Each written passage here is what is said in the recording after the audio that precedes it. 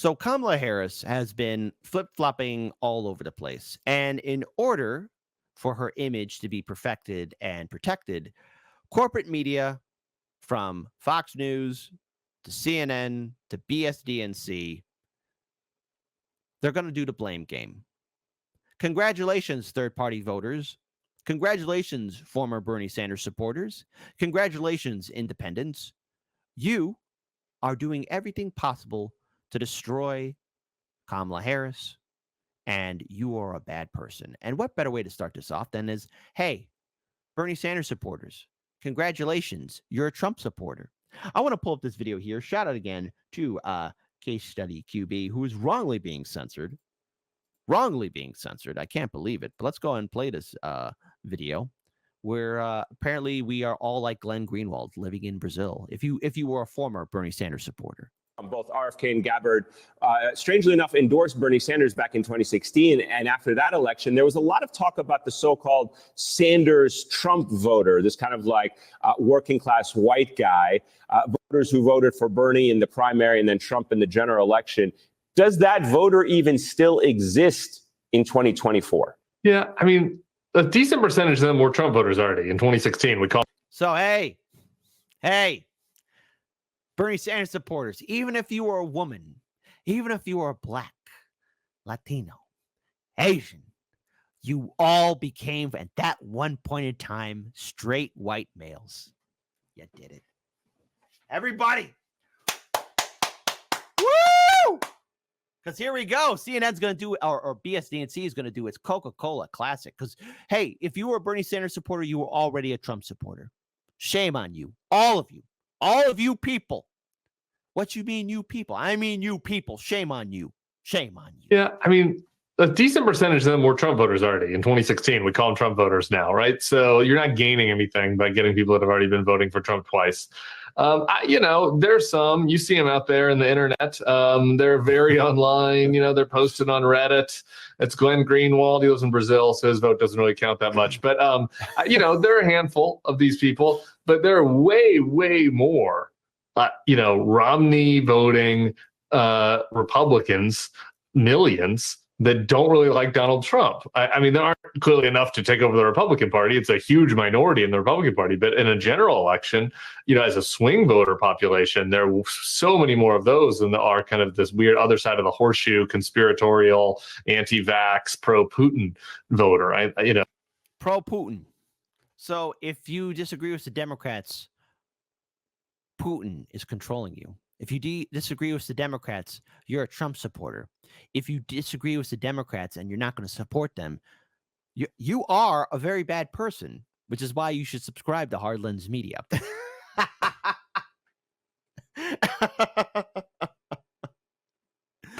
It's okay.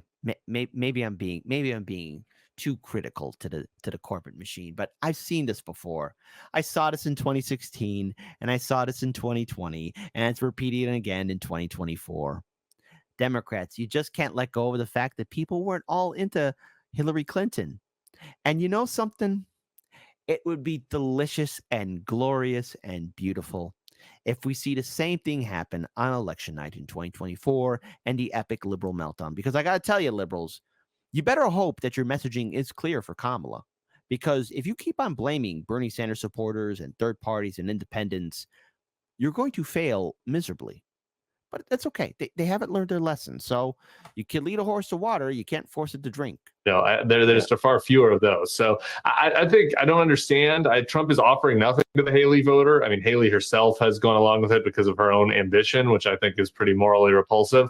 But really the Kamala ticket, not on a lot of policy per se, on domestic policy, but on themes, the patriotism, standing with NATO, on a lot of the foreign policy. I think that Kamala was offering a lot more at her convention last week to that Haley voter than this Gabbard, RFK, Trump three-headed monster is. The three-headed monster. Because Tulsi Gabbard and RFK Jr., Elon Musk are all supporting, you guessed it, Donald Trump. And the thing is, RFK Jr., for his credit, was running the more prolific independent campaign. And to be clear here, he has suspended his campaign and he's fully endorsed Donald Trump. He didn't end it. He just suspended it. But, give it time. I wouldn't be surprised if he does make the announcement that he's going to be officially ending his campaign. But this is a point of pettiness by the Democrats because they're on their villain arc, as is corporate media, to blame third parties for what they can do. First of all, I want to give another shout out to Case Study QB because Robert F. Kennedy Jr. will remain on the Wisconsin ballot. Dr. Jill Stein of Cornell West will stay on the ballot after Democrats tried to kick them off because, let's face it, Democrats are on the warpath against third parties. The presidential race is expected to be particularly tight here in Wisconsin, where the past two elections have been decided by around just 20,000 votes. And third-party voters could play a big role in November. Yesterday, the State Board of Elections ruled that RFK Jr. will still appear on the ballot, despite him dropping out of the race and endorsing Trump. That'll be the same case in Michigan. At the same time, the state Supreme Court in Wisconsin also recently shot down challenges by the Democratic National Committee trying to keep third-party candidates Jill Stein and Cornel West off the ballot. You'll remember in 2016, some Democrats blamed Jill Stein for handing the state to Donald Trump by taking away votes from Hillary Clinton. And then in 2020, when Stein wasn't on the ballot, the state flipped to Joe Biden. Either way, though, this race in Wisconsin is expected to be tight. That is why J.D. Vance will be here today. Donald Trump coming to the state tomorrow. So, yes, they get to stay on the ballot. But I also want to pull up this thing here as well, which, again, I want all of you to see firsthand. He has not dropped out of the race. Again, RFK Jr. has not dropped out of the race. He suspended it, but I wouldn't be surprised if he does. Here's just a short 10-second clip from BSDNC. Kamala Harris still has to deal with Cornel West, who I think takes from her. Jill Stein takes from her. Kennedy takes from him, and anywhere he's on the ballot is harmful to Trump. Our chief political analyst, Chuck Todd. Chuck Todd, that's all you had to say? What? Chuck Todd says Jill Stein and Cornel West take from VP Kamala Harris? No. I'm tired of this whole idea, and RFK Jr. didn't do independents any favor by calling himself also a spoiler candidate. You can't spoil something that's already rotten, okay? And let's say Cornel West and Jill Stein are removed off of all the ballots all across the country. Hey, congratulations, liberals. I just delivered you a fantasy dream. What makes you think that a Cornel West supporter or a Jill Stein supporter are going to support Kamala Harris? Because I remember during the 2016 election, a lot of Green Party people were saying if Jill Stein's not on the ballot, they're not supporting Hillary Clinton. And the thing is, what is Kamala's policy? What is she running on? Here, you know what? We got to be clear here. I'm tired of playing around here. I'm tired of this stupid game every day, all the time with the Democrats because they never ever learn their lesson. Oh my goodness. What is this? Site can't be reached. What on earth? Kamala Harris. There you go. Look at this. Still no policy. If you want to earn third parties and independents, their support, their vote, what are you running on? Here, let's talk about this. Well, by my plan, by 2045, we will have basically zero emission vehicles only, 100%. By the way, that wall will never get built. There's no question I'm in favor of banning fracking. You support the Medicare for All bill. I believe it will totally eliminate private insurance. So for people out there who like their insurance, they don't get to keep it. Let's eliminate all of that. Let's move on. And the Democrats' elder cue ball, James Carville, is worried Harris went too far to the left in 2019. She's not a leftist, please. Guys, she's only saying things. She's like a snake oil salesman. I mean, I get it, Fox News, you have your bias, but here's the thing. To my libertarian and conservative viewers, because my progressives and independents, you guys know it. Kamala Harris is not on the left. She says she is. She ain't. She's a fraud. I cannot stress this out enough. She ain't to the left. She's a neoliberal corporatist. She has no policy. She abandoned Medicare for all as soon as she got a phone call. Better yet, she didn't get a phone call. She got a, hey, that Medicare for all thing, you better drop it. She's like, okay. And we'll have a hard time walking it back. Ineffective answer for No. She walked it back in 2019. She did it the day after. Am I the only one that remembers things, or is it official? Maybe I have gone crazy. It could be it, folks. That's it. It's over. Kit's gone crazy. Wrap it up. All right. Hashtag I'm canceled. Because I might be remembering the past wrong. You know. Hey, which is real? Berenstain or Berenstain Bears? Hey, what was the original Fruit of the Loom logo? I don't know anymore. Maybe this is it. Maybe this is it. I have officially gone insane. Part of the left in 2019, and we'll have a hard time walking it back. Ineffective answer for 2018, which was the disaster, which is not good. Really moved to the left in the primaries, and she needs overarching answers to place all that in context. I think she will have one. That's the number one thing that worries me. This is the problem, Jessica, isn't it? You know, perhaps if you're a Democrat, why not just be the same person all the time? You know, why adopt a different persona before an election, which is supposed to be centrist, and then when you get in, all of a sudden you go radical left? Listen, the memo never got to me, but any progressive policy was removed during Biden and Bernie's sit down in 2020. Bernie got nothing. Bernie Sanders never really had any influence in the White House. Joe Manchin did. Senator Sinema did.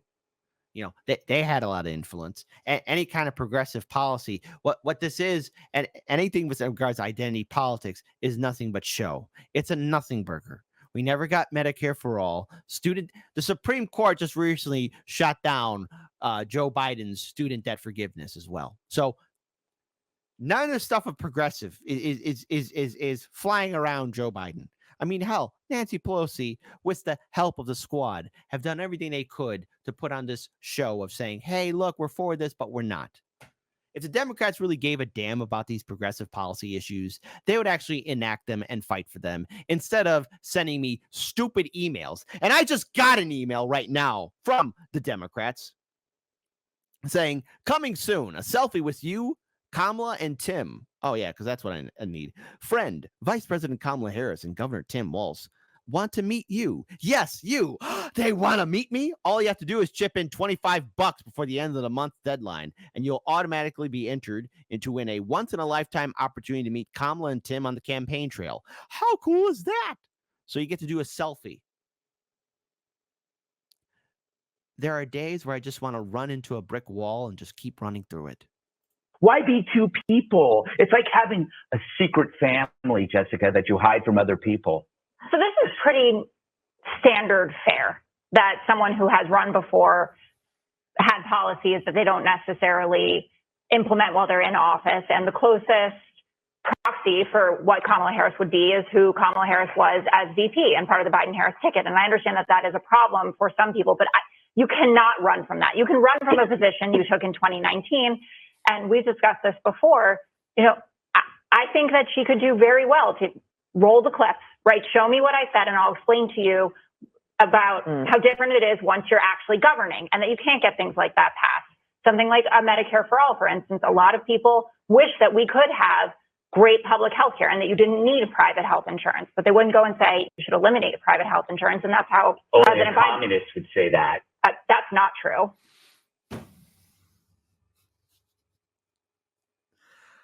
All right, look, listen, Fox News, please. This is called a thesaurus, okay? Find another word, all right? Because, look, I've had socialists or communists who don't like my show call me, you know, a fascist or Trump supporter, and I've had people on the right call me a communist. Let's be done with that word, okay? This book called the thesaurus. Just call them neoliberal hack frauds. It's fine. It's better because Kamala Harris and communism will never mix. It's just not a thing. But okay. All over Europe, they're not communists. We'll be right back. Okay. But all over Europe, wealthy people get private health insurance because the other system sucks. But they're not. but the people who advocate for public health insurance are not communists. And a lot of people do. When I was there, I used the NHS. Are they though? I lived in London, and it was terrible. I got my own private doctor. Right. He actually moved in with me. That's a beautiful story. But I think that I don't know what you and your doctor are doing together, being moved in together, but fine, whatever. people are going to have a lot of trouble pinning her down as just a massive flip-flopper, looking at pinning her down, Jessica. Come on. I think you need to make a correction right now. Jessica, come on. Pinning her down, really? I can't today. Whatever. Everybody, keep it family friendly. You're on Fox News of all places, a channel known for family friendliness. When you are competing against Trump, who has a long record of doing, I'm for a national abortion ban. I'm not. Talk about her. Well, but I'm talking about the race that she's participating in, and she's running against someone who wants to ban TikTok, then doesn't want to. I'm for a national abortion ban. No, now I'm not. I'm for visas for highly skilled migrants. Now I'm not. Those are the standards by which she's going to be judged, which I think will be a help for her if she is coming back from taking positions that are not that popular. Kamala Harris runs on nothing, okay?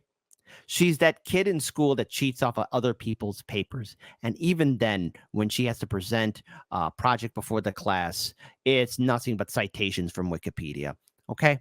Kamala Harris is running on nothing. She is saying things that maybe enough sheep would believe, but her policies are non-existent. If anything, what Donald Trump should be saying, especially looking at her campaign website, hey, she's running on nothing because she has nothing to offer. She's not going to offer Medicare for all. She's not going to do this. But you want to know what corporate media is going to do? It's Bernie Sanders supporters' faults. It is independents' fault. It is third parties' fault for not supporting Kamala. Because what? We're not agreeing with her policies that are non-existent. She has nothing of substance or value. Value. Does she have value? And the answer is no. Her value is non-existent. And if this comes off of being mean or insensitive, I don't care. What I care about is consistency. Do you want to know who has platforms and policies? RFK Jr. has it on his campaign website. Dr. Cornel West has it on his campaign website. Dr. Jill Stein has it on her campaign website. Chase Oliver has it on his campaign website. And Donald Trump has policies and platforms on his campaign website. You want to know all five of those have in common? They're not blaming the other party or the other group because it's going to cost them the election. I see them running on policy, doing interviews. And I have my criticism, all five of those people I just mentioned. But Kamala Harris, the Democrat nominee from a major party, again, has the shield wall of corporate media surrounding her, blaming third parties and independents and voters that don't fall in line with her ideology, calling them potentially Trump supporters and taking away votes from her, but yet she has nothing of value, no policy. You know, I've had people ask me, well, gee, kid, if you were in a debate against a conservative and you had to defend Kamala Harris, what would you say? First, I responded, that's the dumbest question ever, because I'm never going to bat for Kamala Harris. And then number two, I'm just going to sit there and be quiet and be like, hey, she has nothing of value to run on. What can I say? There's nothing for me to say. This is why I broke away from the Democratic Party. This is why everybody should break away from the two-party system. But it is what it is, unfortunately. The blame game still exists. The meltdown, if the liberals lose, will be delicious. And I promise you this, I'm going to dedicate a segment to it on Hard Lens Media if it does happen.